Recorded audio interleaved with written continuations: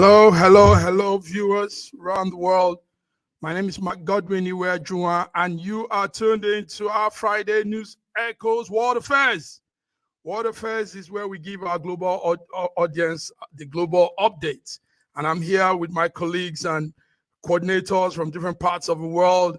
In faraway Lagos, Nigeria, is our man, Ogbeni Olayinka Raji. Ogbeni Olayinka Raji, you're welcome, sir. So excited this morning.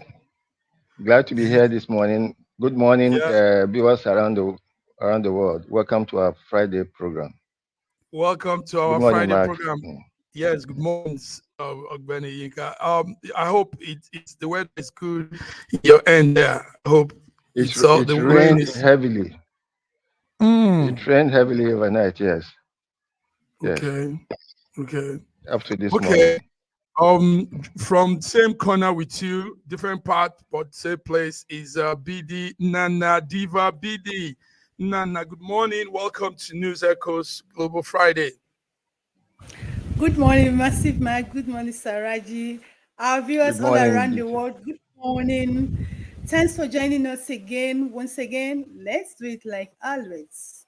Once again, let's do it like always. And we do it with our man in Toronto, Canada, Sir George Chukwu. Good morning, Sir George. You looking like a schoolboy. Adult education. Yes, Sir George, we need to hear you. We need to hear you, Sir George. Okay, gentlemen, it's good to have you all. Yes, we can hear you now, George. Oh, go ahead. Okay. Good morning, viewers from around the world. It's going to be a fantastic show today. Just stay tuned with us and tell your friends to log in.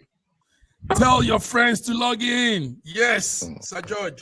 Indeed, their friends need to log in because it's a network that caters to Nigerians both home and abroad. And what we do is bring interesting things of interest to our viewers. And we've been doing that impressively. So you guys are welcome. Before we go ahead, let's look at some very fast news updates, like what you call breaking news.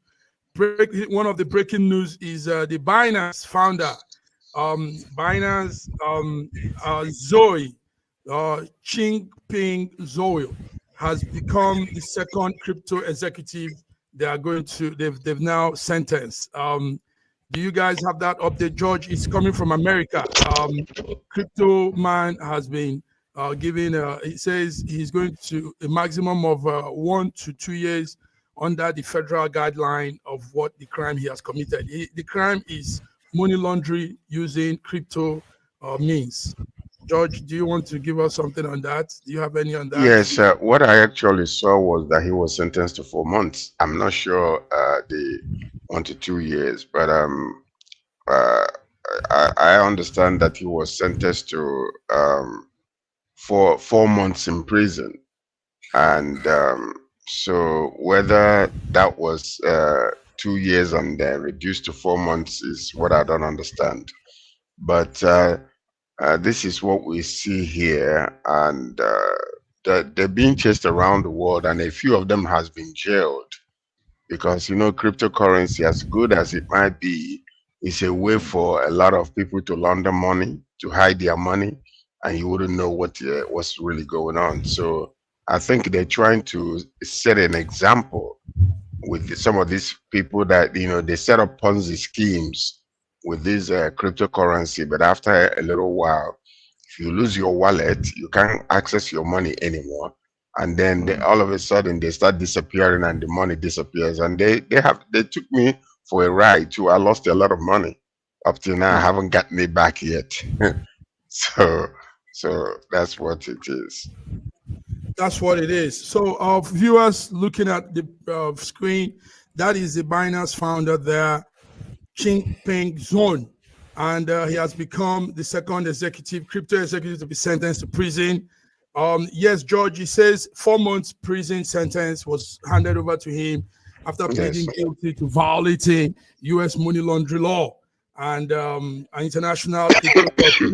So, Raji, Reggie, do you have anything on that? Is that coming as a news to you? It's not news to me. It's not news to me, but as George has said, there are a lot of things that are shady and that are clouded inside cryptocurrency, and there's no control whatsoever from anybody else. No control whatsoever from anybody else. Yeah, BD, you could use all your money. Yes. Yes, you could lose all your money. BD, what do you have any news on this? Because you were telling us then that federal government did wrong also allowing these people in the first place in Nigeria, and they swindled a lot of people. Some families are crying now with what they've done to them. So tell us, BD. The sentence they sentenced this man is not actually directly for money laundering, but for his inability to establish a base for that. That was actually one of the reasons why he was sentenced for this, to establish anti-money laundering program for Binance. Do you understand? His inability to establish anti-laundering program for Binance. That was actually the major reason for sentencing him to this 4 years in prison. 4 months. And I think it's a good one. 4 months. Yeah, 4 months. Sorry, 4 months. 4 months. I think it's a good one. And if they should follow it up, it will actually teach a lot of people and tell a lot of people that it's not let's come and drink beer like as usual before. I think what they did is good, and the Binance body too should do something better, knowing that the government or globally they are not comfortable with the way they are running this Binance thing.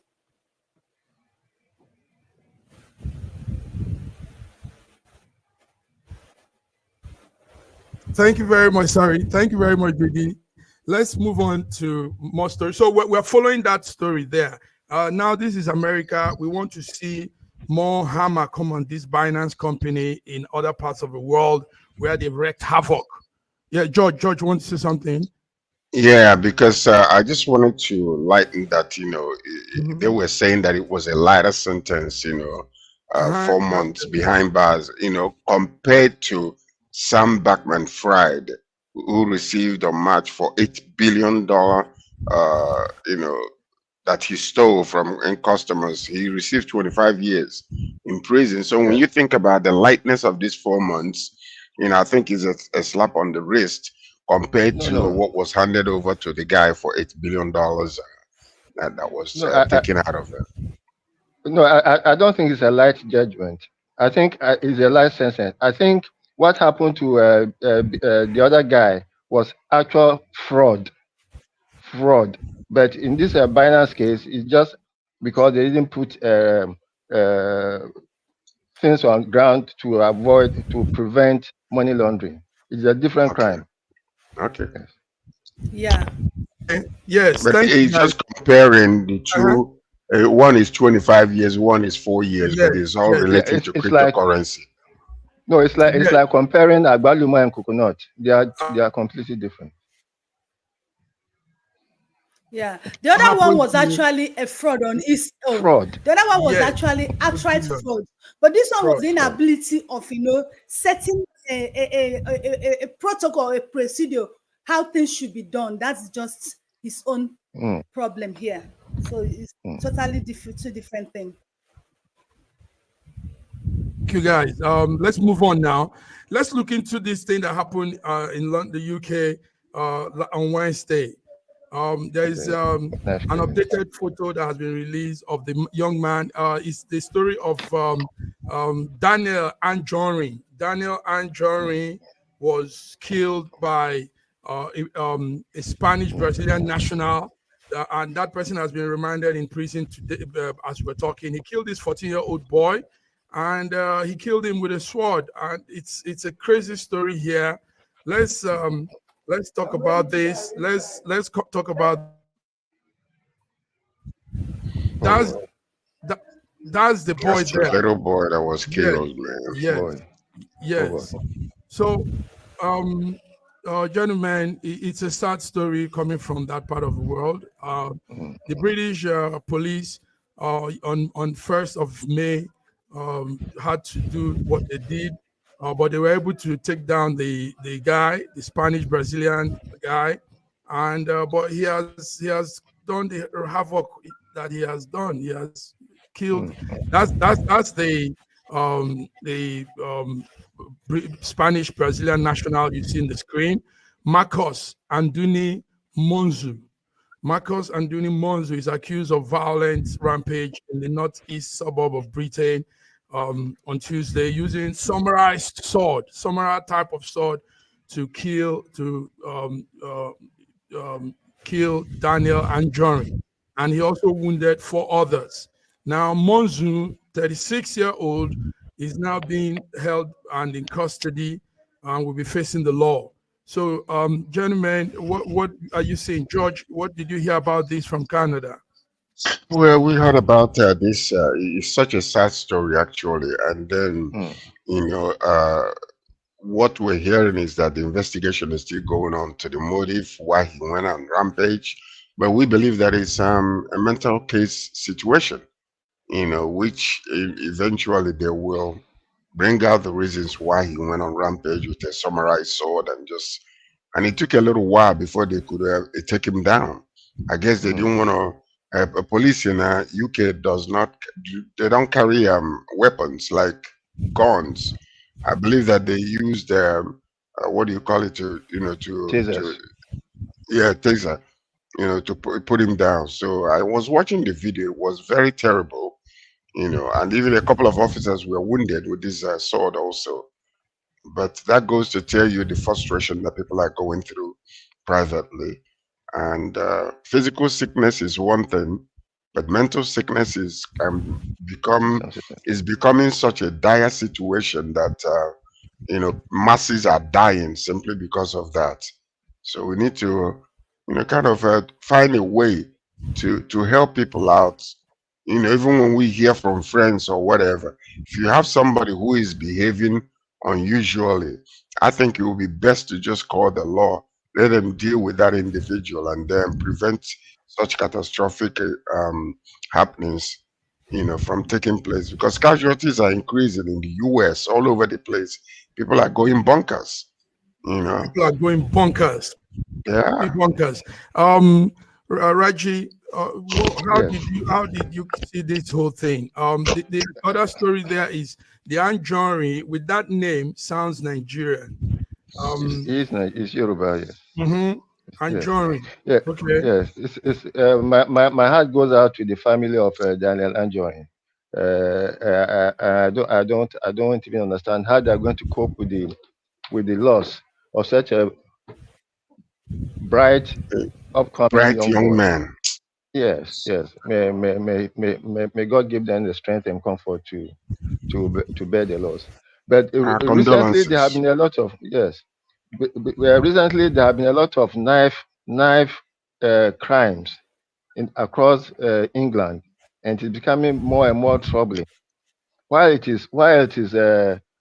may seem more benign compared with the gun crimes in the US, knife crimes are very, very too personal. And I think something should be done to curb that the incidence of knife crimes. There have been so many knife crimes.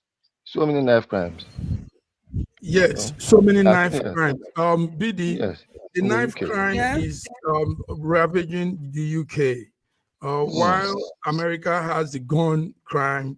UK is knife crime. Now, there is a spreadsheet of the statistics. I'm trying to bring that to the screen of the people killed so far by knife crime, too high. And in most cases, they are young Black people. It is the young Black people that are more victim of this whole thing. BD, I know you monitor events. How is this whole thing? Anjorin being killed by a sword by a man he doesn't know coming from school.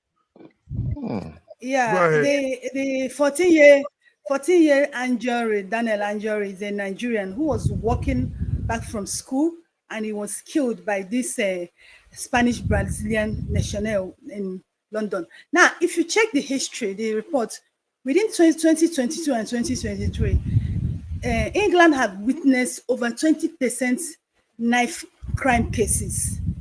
It's been on rampage. Now, for a state that is on top of its work, security, they've displayed to us, they've presumed to us that they know what they are doing.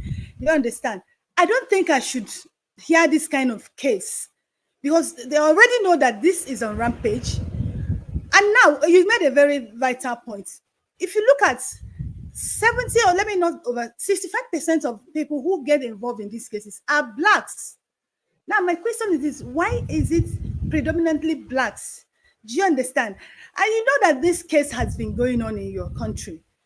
There should be efforts to checkmate it, because this guy did not only kill the Daniel Anjorin, he injured other policemen and a woman that her arm was actually cut off.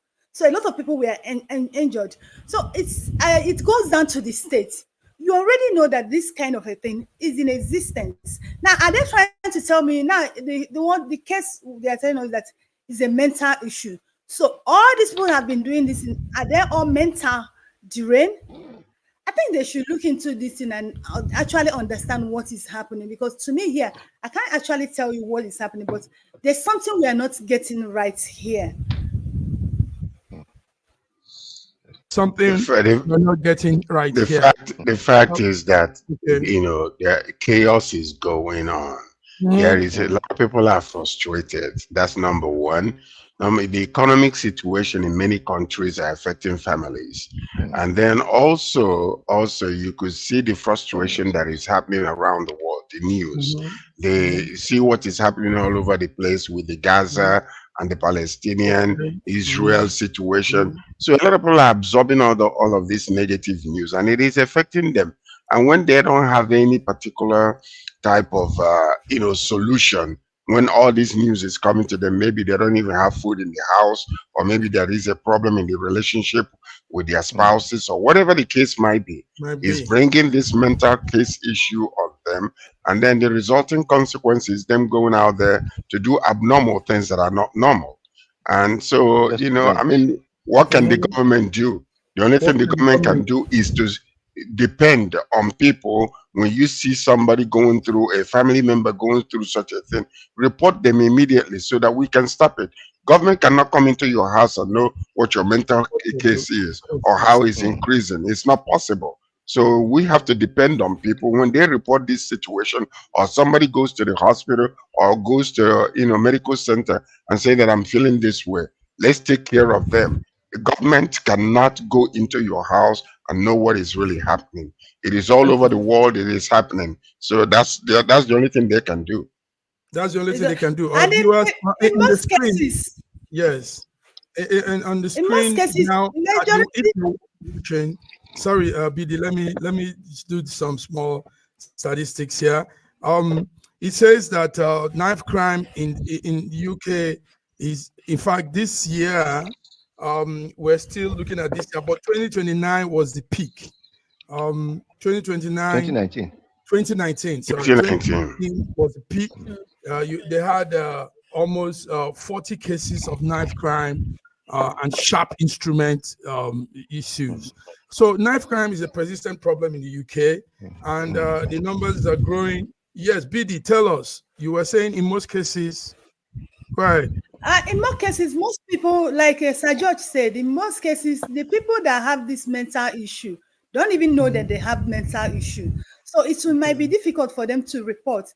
I think it is where we actually need the people around them, the family member, their friends, like Sir George suggested, to actually, by the time you monitor the person, and you find out that this person has changed in behavior. So you have to make some reports, or even suggest for them. But when you even suggest for them to go to see a professional, they might not even listen to you. Because like in Nigeria, they say we'll have over 42% of Nigeria who have mental issue. But ask those people that they will tell you it's not true. And it's true. They'll tell you it's not true, because what we assume to be mental issue in this part of the world is somebody who is roaming the streets. They don't know that man who is well dressed on suits, it can have a mental issue. So it's not a big problem on our hands. It's not a big Well, problem. I think the we have to problem understand that mental issues come in different categories.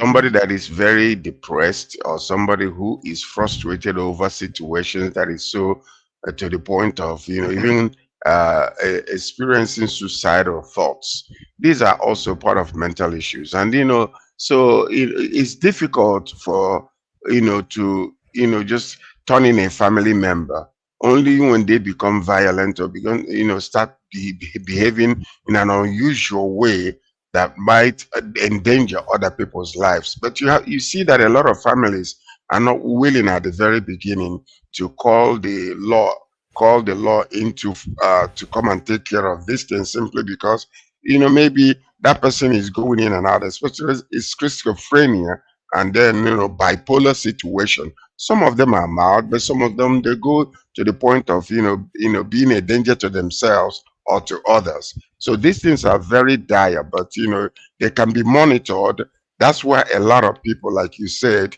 many people will think that they're thinking normal when what they're doing or what they're thinking of doing is abnormal. So we need to check them, checkmate them, call the law, let them check the person out, and ensure that they're not going to harm themselves or harm others.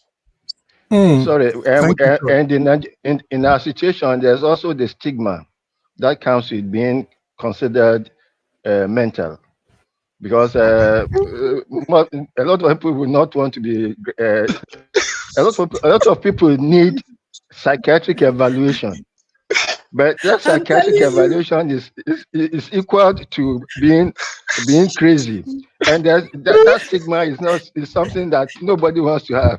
I'm gonna share something real quick. Let me share something very soon. Hold on a second. Hold on.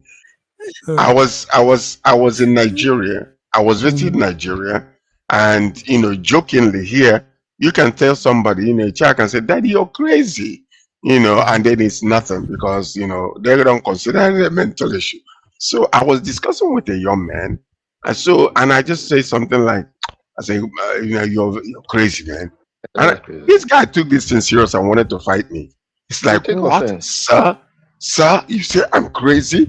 What do you mean I'm crazy? I said, no, I'm just joking. No, you don't joke like that. And that is how serious what Raji is saying is. If you open up your mouth and say something like you're crazy to somebody, they're willing to kill you. And that was exactly what happened. So a lot of people that are misbehaving, even when you mention that word crazy, they will lose their mind. They're literally. Thank you very much. On a funny side, still very serious and funny side, I have a friend who was telling his younger brother that he thinks that younger brother requires psychiatric evaluation. Now the younger brother reported to me that his elder brother is calling him mad. And I asked the younger brother, look, what is the dignity? What is the gain in your elder brother calling you mad? Don't you realize that being said to be the elder brother of a mad person is not a compliment? So please. So listen. Okay. Anyway, the sad news is this young 14-year-old Daniel Anjorin has passed on, and just for nothing, careless, wicked, uncontrolled people walking the streets, and the Brazilian Spanish Marcos Monzo has done this evil. So we are our condolence to the family of Daniel Anjorin. We hope, apart from doing this all the time, we hope the British government will really look into this mental issue case and knife attacks that has become rampant in Britain. Thank you, gentlemen. Let's move on now. Let's move on to other stories. We want to look into some issues that somebody here just wrote a message on. Somebody says, One World TV says, Hamas-Israel conflict. So I think what he's trying to say is for us to dive into it. This morning, Turkey halts trade with Israel over humanitarian tragedy in Gaza. What I found out is Turkey and Israel used to have a big trade going on. As at last year, they had business trade going on that was worth $7 billion. And the Turkish trade minister said those measures will be closed for now until Israel allows a flow of aid to Gaza. So this is coming this morning in the news. Gentlemen, you don't want to lose your business partner because of war. I mean, business sustains a country. Income makes a country. And when Turkey now has a business that's about 7 billion with Israel, and now he says he's halting that business, I think Israel needs to consider. George, what do you think? Well, there are different facets of this particular story here, because we saw the response from Benjamin Netanyahu, talking about the Turkey leader also, all the atrocities that he's committed. But the historic aspect of it is when Turkey was one of the first countries to recognize Israel in 1949, when they first became a nation after 1948.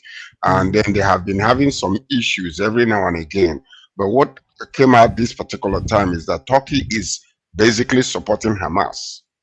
Yes. And that's why Israel is not happy. But when it comes to the aid that they are using as an excuse, to halt the businesses and all that kind of stuff, reports have come out that most of this aid that is being given to these people are being hawked on the streets. They are selling the food. They're not giving it to the people. Wrong people are picking up this food and displaying that food and selling it for money. So, it's just a catch-22 situation where you don't know what to do. Now, the food is being sent, and the ones that are arriving, people are now taking advantage and selling it to the same people that you're supposed to be giving the food free of charge. So the problem here is that the world is in a chaotic situation concerning these two things.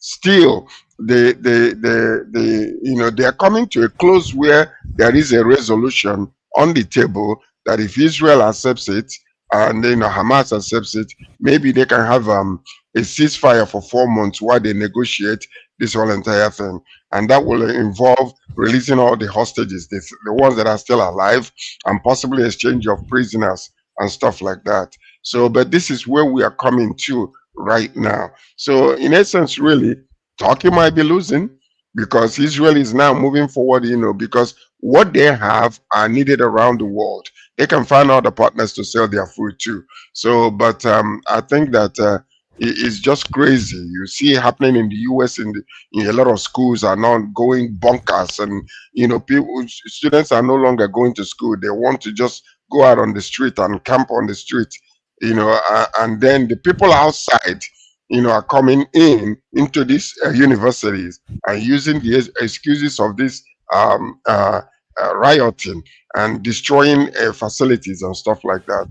So I think it's about time for a resolution to be reached. But the problem we are seeing right now, as you see in Gaza, is that Benjamin Bibi is insisting on going to Rafah. Okay, thank you, George. George, good update. That's the problem there. Yes. So the picture we saw earlier is a picture of the Turkey prime president. That's Erdogan and Israel Prime Minister Benjamin Netanyahu. Reggie, you have been following all of this too. Trade between the two countries, they say, is worth $7 billion. But the Turkish presidents and Turkey people say they are stopping that trade going on. Mr. Netanyahu responded that Erdogan committed genocide against the Kurds. Remember when Turkey did that against the Kurdish tribe? He says, so he shouldn't make any statements on what is going on because there was a genocide against the Kurds. That's what Benjamin Netanyahu is responding to. That would be the reaction of an evil mind, of an evil man. Just look at the situation in Gaza as it is today. More than 200,000 buildings have been demolished. More than 1 million people are at the verge of starvation. What is happening in Gaza is a serious humanitarian crisis. That should not even be open for any discussion about a ceasefire. Okay. The ceasefire should have happened as far back as December. People are dying on a daily basis. Bringing out the genocide against the Kurds is very, very silly of Netanyahu. Because he's an evil person. He's very evil. But if also that happened, I mean... Please, okay. Please, we are talking about now. Okay. Bringing in the Kurdish genocide as a justification of whatever is evil. It is like the Jews bringing in the Holocaust as a justification of what they are doing in Gaza. We should stop that. Let us look at the story as it is now. 1 million people are at the verge of starvation. More than 200,000 buildings have been destroyed. There are no hospitals anymore in Gaza. More than 30,000 people, majority of them children and women, have been killed. Let me ask you something, Raji. Raji, I want to ask you something. Raji, go on, ask. We're talking about madness, and craziness and all those type of things. Let's just say, for instance, that you have, hypothetically though, you have a person who came into your compound and was able to go to hypothetics. Hold tight. No, don't let us go to hypothetics. Let's go to the reality on the ground. You can pass judgment on what this man said. Let us go with the judgment on the ground. You allowing me to talk, or are you going to continue interrupting? Excuse me. Let us go to the situation on the ground. Let me finish what I'm saying, so you can stop interrupting. It's very rude. It's not good. Okay. So I'm asking you a question. If you were to be in Israel's shoe today, when you know that everyone around you wants to annihilate you permanently, and they are working on it, and they came and did what they did, would you want to allow them to regroup again and come against you, or would you want to eliminate that mess and go to the root cause and destroy it? Because it's so easy for you to stand and pass judgment on people. If one of yours was one of those hostages that are being held by these people or killed in that place, would you be saying the same thing? So let's pass fair judgment here. I'm not going. I don't want to go into hypothetics. When you ask me such a question, you like it is. I'm telling you like it is. Let's go to the reality on the ground. Gentlemen, can I say something? Okay, Bidi, go ahead, then we'll go on a small break. Go ahead, Bidi. Yeah, going to the hypothetics or going to what is on ground, that's actually why this problem is still lingering. Because you cannot solve any problem without going to the roots. Do you understand? Now, if you remember, Turkey already, like in 2010, they broke their ties with Israel. So coming up to say this, people like us are not surprised because we know we know where they belong. Do you understand? And now trying to say that you're going to stop 7 billion naira contract just because there's a war and no ceasefire, that's not the best way to solve this problem. You understand? So what you're saying is that you're going to war. What this means imparably is that you're going to war with Israel. And that's not the best way to solve this problem. Because the minister has said it, their trade minister has said it, that as long as this starts, that they are not going to continue this trade with Israel. And you know what that means? Do you understand? So that is not actually the best way to solve this problem. If they want to solve this problem, they know what to do. Turkey would rather not have blood money. Turkey would rather not have blood money. Thank you. Let us be clear about this. 1 million people, please. 1 million people are at the verge of starvation. 1 million people. Man. Everybody condemn that. But the way they are trying to stop this is not the right way. 1 million people at the verge of dying. What started it? Now, let me tell you, Gaza, they started this thing because they were override. If they did not, Israel did not override them, we won't be saying what we are saying now. I'm telling you, because they started this fight. They started this recent phase of what is happening now. Thank you, Bidi. Bidi, gentlemen, good one. Let's go on a break. Let's chill out, have a glass of water, and come back on the other end. Thank you for. Yeah, you need more than water. You need palm wine to cool down.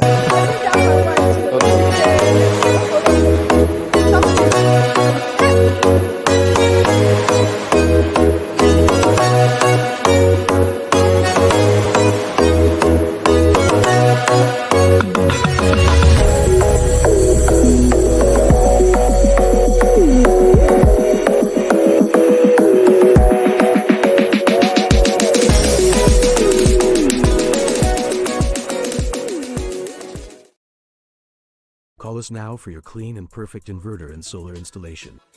Electricity availability in Nigeria is not constant due to its erratic supply.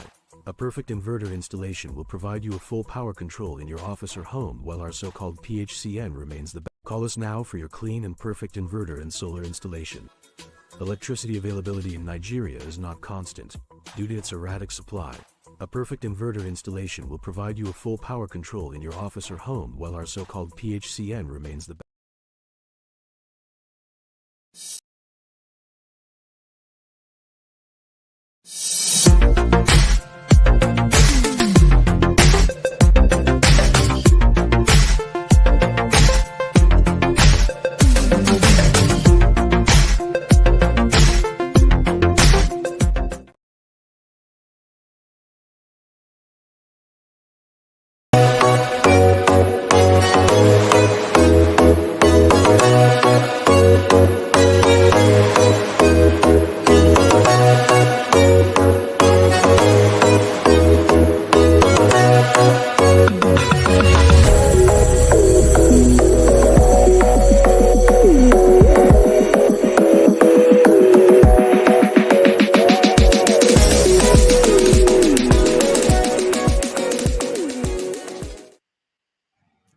Viewers, you're welcome. You're tuned back into FSM, our Friday World Affairs.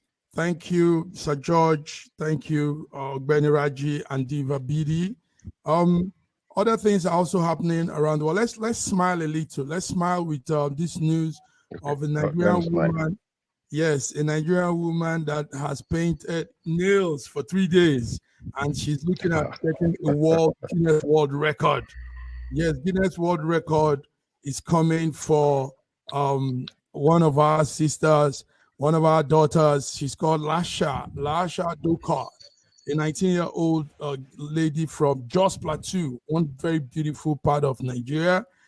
She embarked on a 72-hour nail painting, and she's been doing that for some time now. So she's going to, what they're doing now is going to the assessment.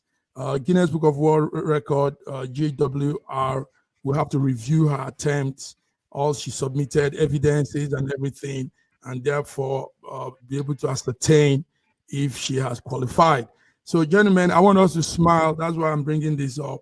I know it's tensed a little. Bidi, you're a lady. Yeah. How do you feel?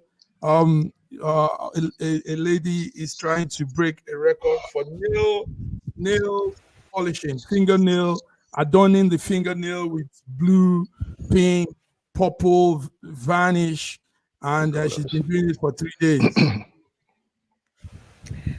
First, congratulations to her, because every effort is an effort. Congratulations to her. I'm happy for her. She has achieved her aim. She desired and she has achieved it. Now, apart from that, please, I want to educate Nigerians. Guinness World Record does not pay anybody. Whatever thing you're doing it for yourself, for fun, for visibility. Because the way Nigerians are dragging this paper now, this book, we are about tearing this book. It's becoming too much.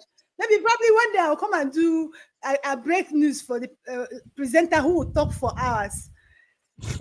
No, we are abusing this thing. Honestly, I must be frank with you. Waiting now. We are all actually abusing this. Everybody wants to break the record. We'll soon tear this record, though. Anyway, but in this girl's case, it looks like a sweeter reason. She's a nail technician, and she's been working professionally for 3 years now. And she says she wants to use this to put northern Nigerians in the spotlight.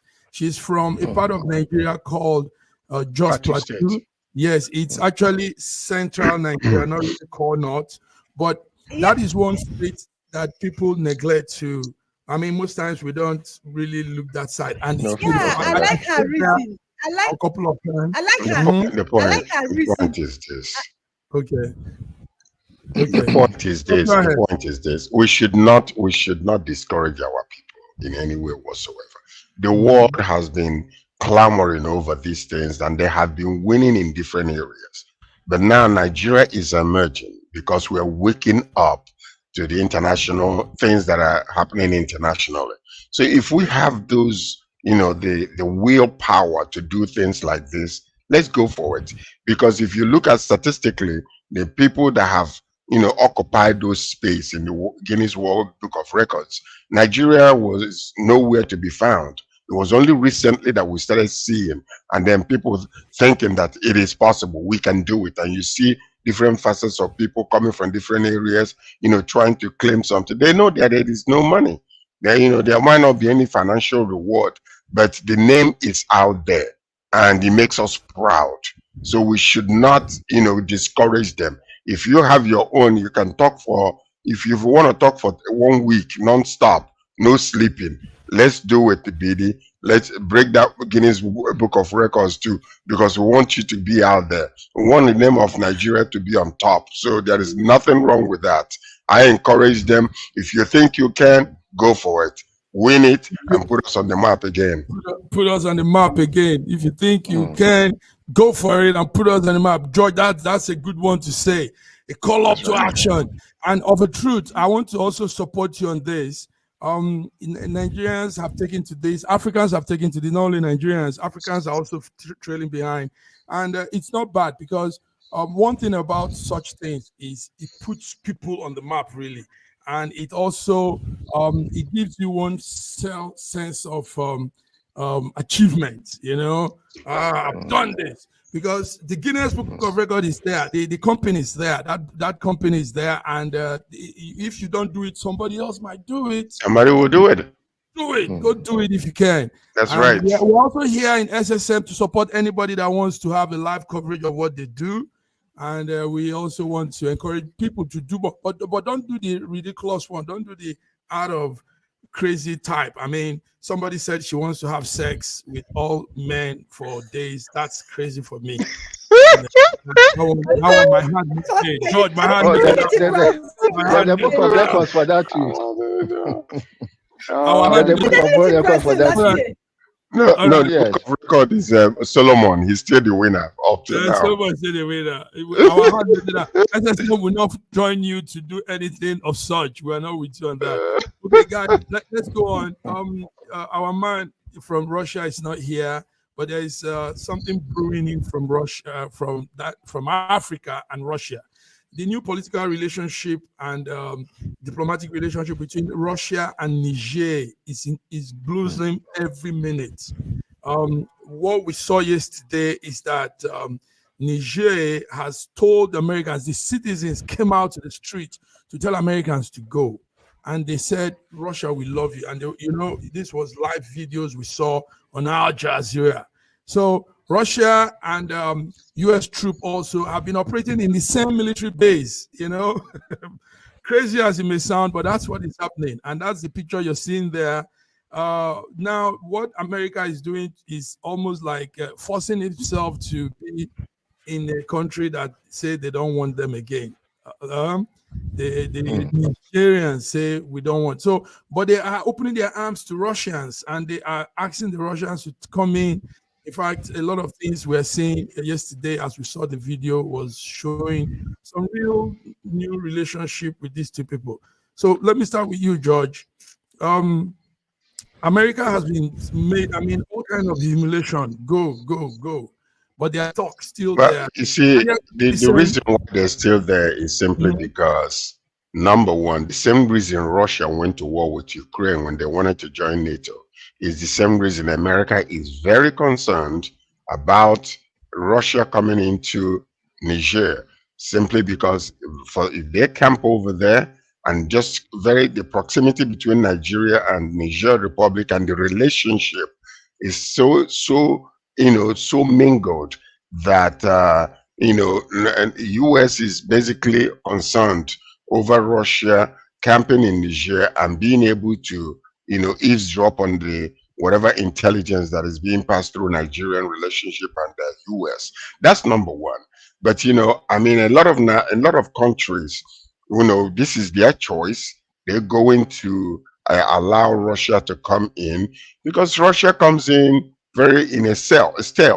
They don't come in with force. They come in, allow you to be who you are. They don't want to force you to do anything, change your culture, your tradition, which is fantastic. Now, I have seen China mingle themselves with many countries. And up until today, we don't know. When they come, they open their arms and give you money. They bring infrastructure, they bring their money to build a lot of things.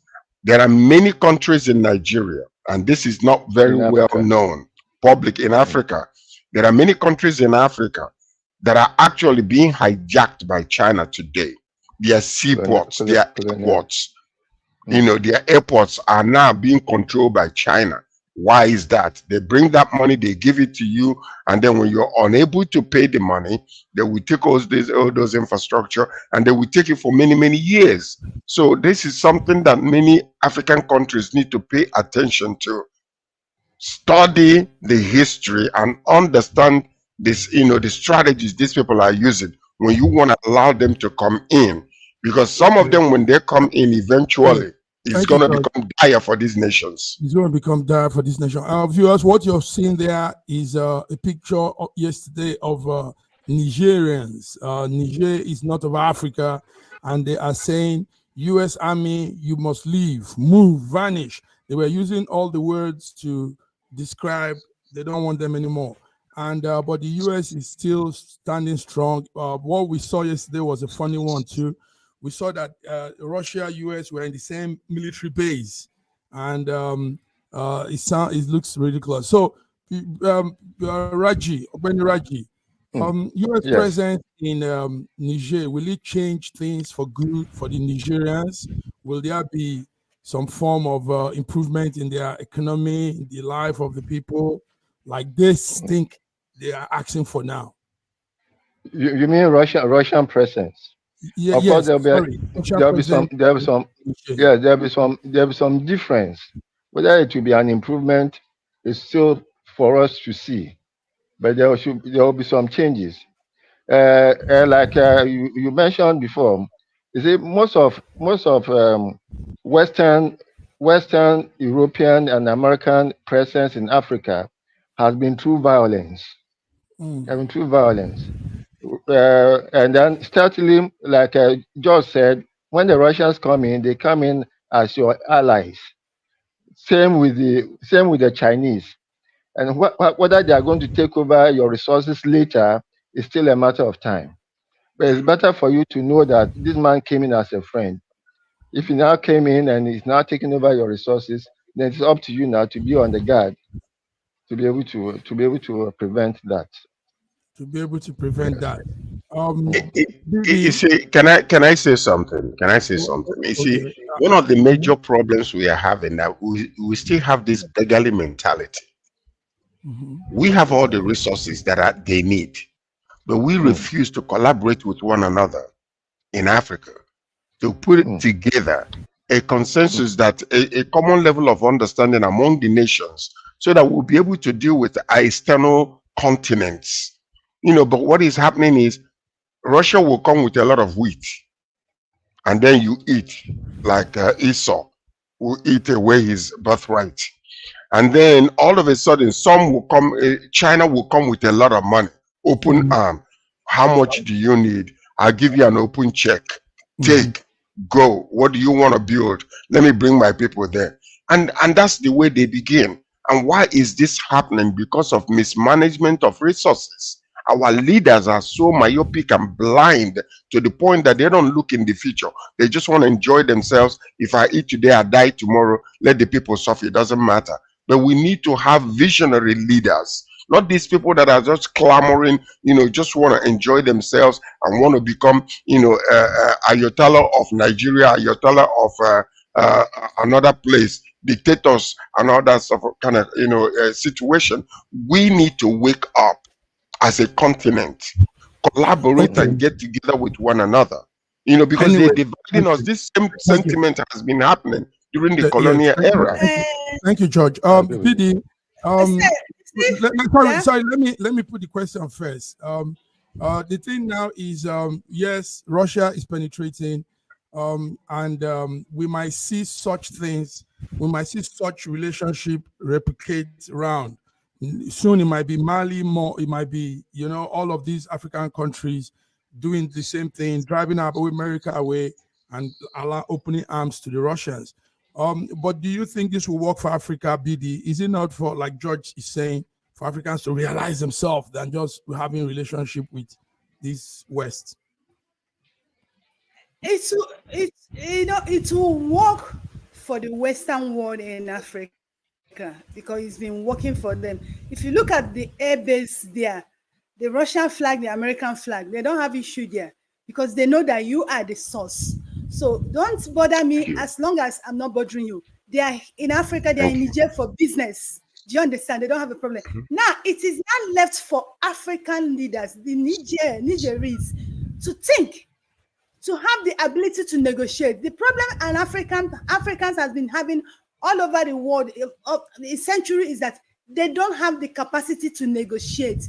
And most of their negotiation is not actually futuristic. They negotiate for today. They don't negotiate for years to come. And these people that are coming, they are coming for years to come. They are not coming for today.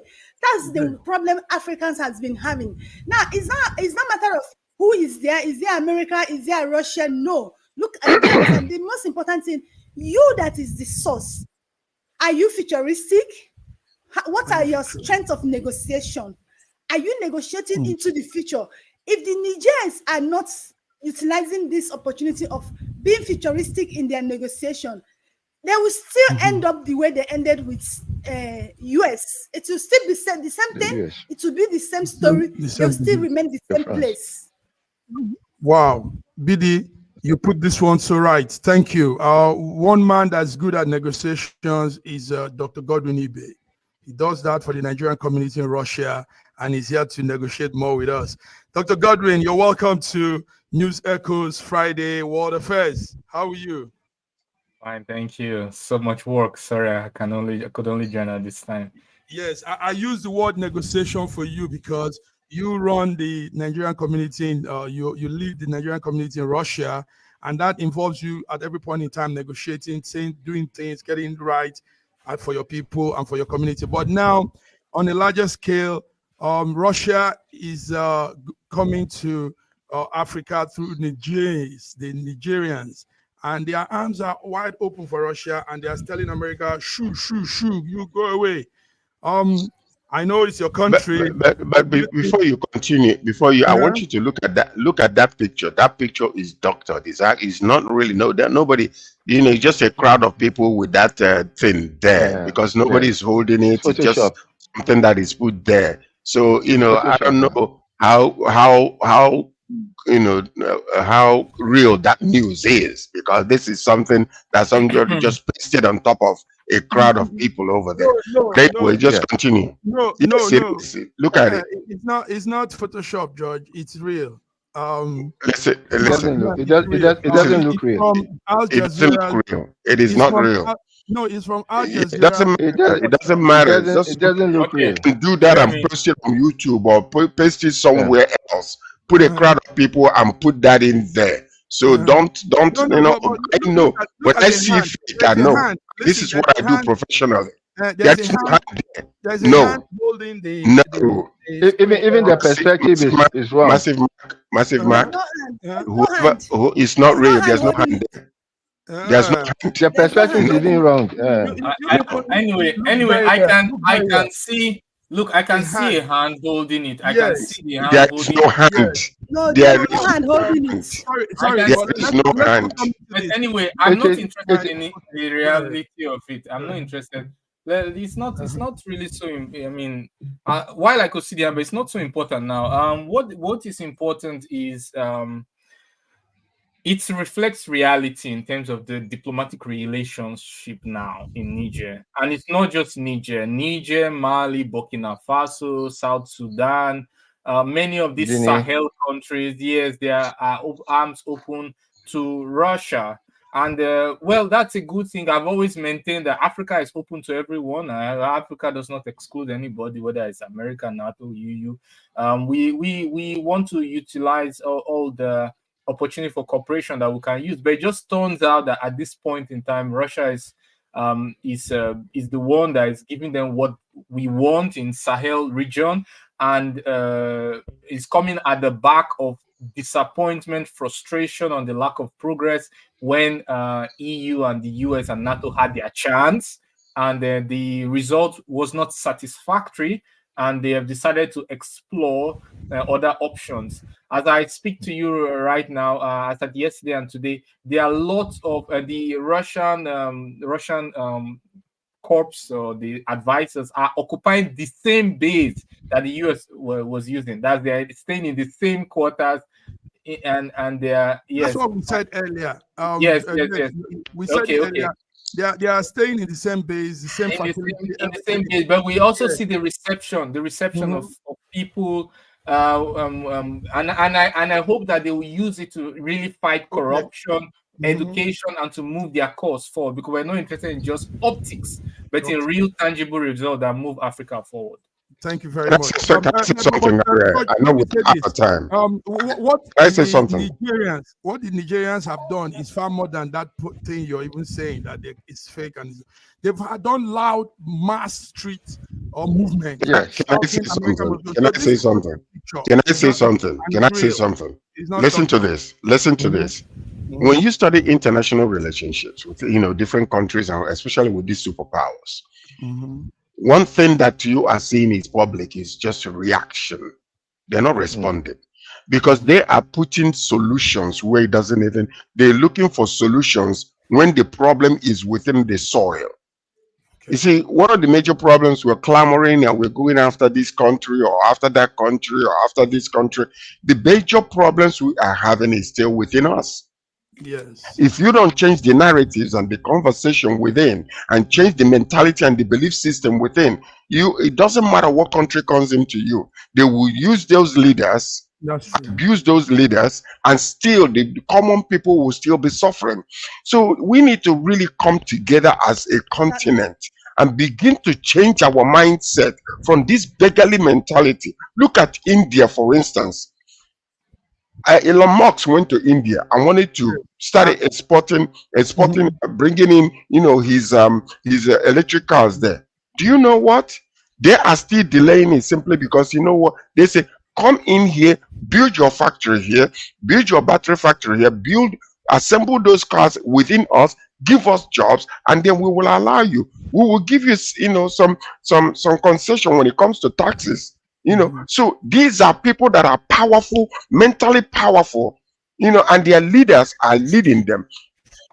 I told you, India has taken over from China, and China is shaking on their boots now. Thank you, George. Let's talk a little of business. Talking business, like George just started. As at this morning, Google is laying off about 200 of his core workers, and is going to India. What George just called now, Google is going to India India, Pakistan, and Mexico to source for workers, because they know that these workers will not be paid as much as their core team were being paid. So it's actually about cheap labor anyway, but they know that the technology is with India, Pakistan, and all these countries. So that's the business news we have there. This morning, Google has laid off 200 of his team, his workers, and is it there 200? India, Pakistan, and Mexico. 700. 700 this morning. Okay. Yeah. That's even small. Okay. I was expecting like 20,000. Yeah, no, they'll cut more by the time it goes on. But we are also adding to what George has said about people building themselves, people equipping themselves with skills. And Nigeria, Africa, it's time for us to do this. We need to wake up. Build up time for us to wake up. Yes, if we let's don't go wake up, also we're lagging behind. Yeah, something that is also crucial this morning. There's an outbreak of a variant, a new variant in Congo, and the fear is it might spread through Africa if it's not checked. So, Dr. Godwin, there's a new variant of Mpox that has been discovered in Congo. Mpox, that's a picture of the hand of somebody that has it. The new form of Mpox has been detected in Congo. Scientists say it's spreading easily among people. So far, 4,500 suspected Mpox have been reported, and the World Health Organization is declaring it an emergency. And the fear is it doesn't escalate throughout Africa because we don't have much sanitary plans in Africa. Dr. Godwin, what do you know about the Mpox? Well, Mpox means monkeypox. Yes, monkeypox. Yeah, it's a variant of the smallpox. It causes the symptoms you saw, which include rash, scars. I'm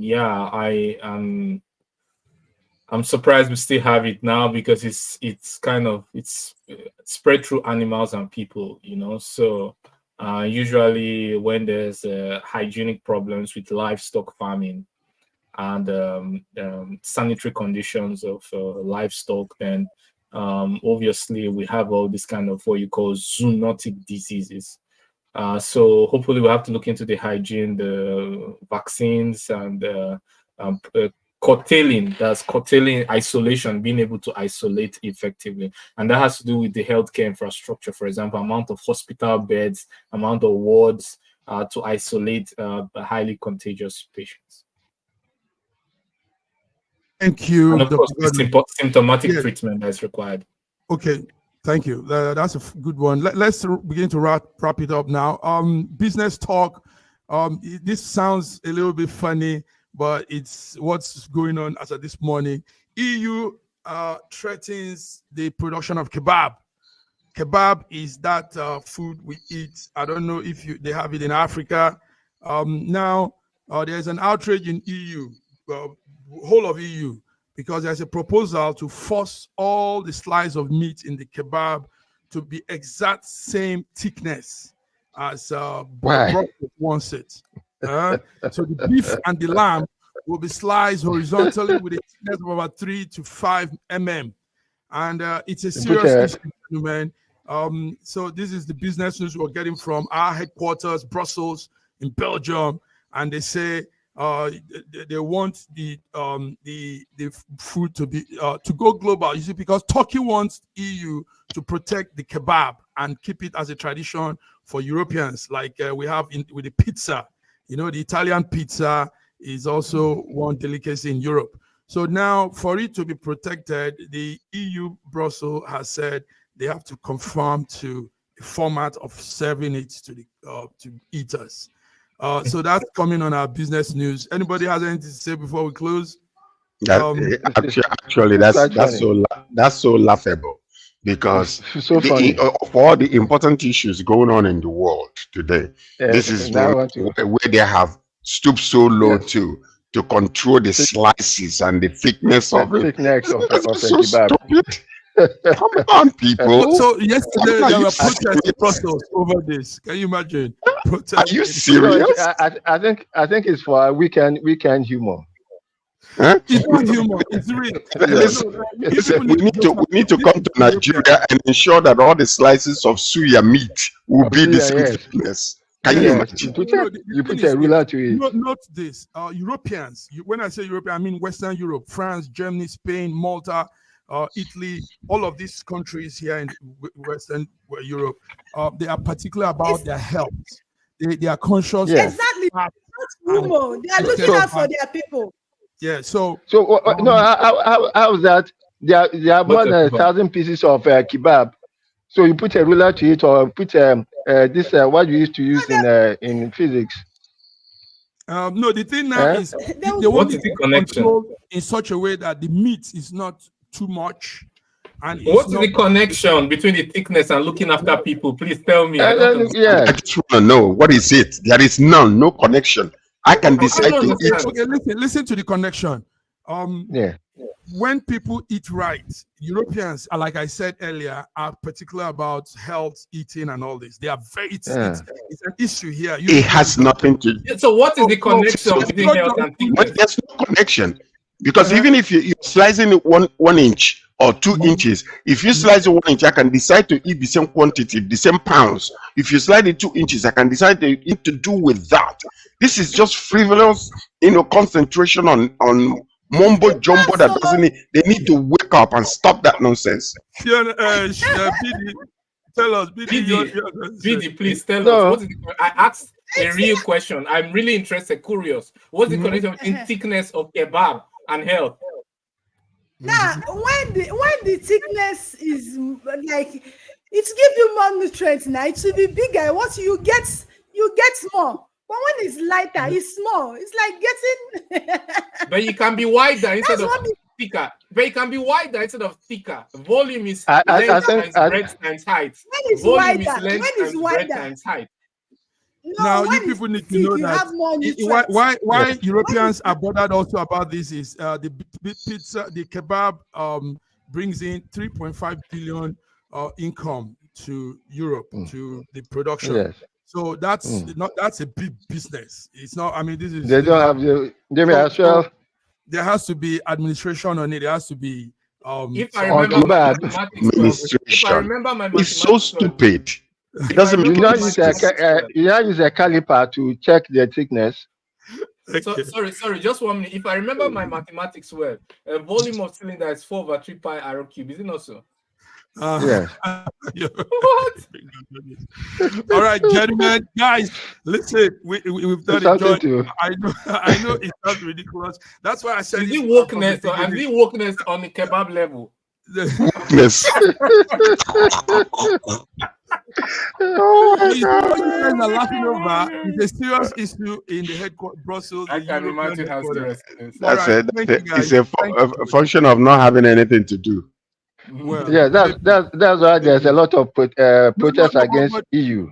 But you know, George, you might not know this because Americans don't care about food. They want to eat as much as they can. But here, it's an issue. We are very. Let me tell you, it's individual decision to choose how much they want to eat. Whether you slice it to be so thin, 0.5 millimeter, or 1 millimeter, somebody can decide to eat the same quantity. It doesn't matter. I mean, what is this? It just doesn't make any sense. Let them concentrate on bigger and better things than this nonsense. They'll not look at the size of lettuce. France shouldn't hear about this. France shouldn't hear about this. Because they already have a long list of reasons to protest. You not add another one. My God. They will go. All right, guys. No, very soon you come to lettuce and tomato sizes. Until we come your way, anyway. Keep eating our African food. African food is the best. If we don't slice, no measurement. We eat it's called soul food. No measurement. Very nourishing. The soul food gives you soul. And the suya is amazing. The taste with the peanuts and all that. All right. Yes. Bye bye, guys. Have a beautiful weekend. A nice weekend, guys. Have a great weekend, viewer.